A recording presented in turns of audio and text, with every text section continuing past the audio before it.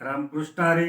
नाना मृदू आसने घालिते विचित्र पर्यंत निद्रे प्रदीप नर नारी सुश्रषा करीती तेने दरी प्रीती स्पर्श गोडी. बसायला लोड तक्ते गादी त्याच्या जीवनामध्ये आहेत. त्याच्यावर मखमली आतरलेला आहे.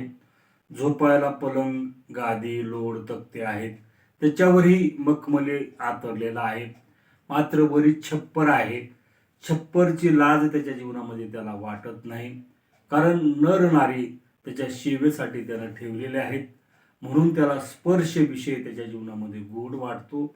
महाराज म्हणतात की जसा पतंग बोलून त्या दिव्याला गळा भेट करतो आणि स्वतःच्या प्राणाला त्याच्या जीवनामध्ये मुकतो, तसा इथं प्रत्येक मनुष्य त्याच्या जीवनामध्ये विषय त्याच्या जीवनामध्ये स्पर्श करून स्वतःच्या प्राणाला मुकतो, असं एकनाथ महाराज या ओळीमधून सांगतात. रामकृष्ण.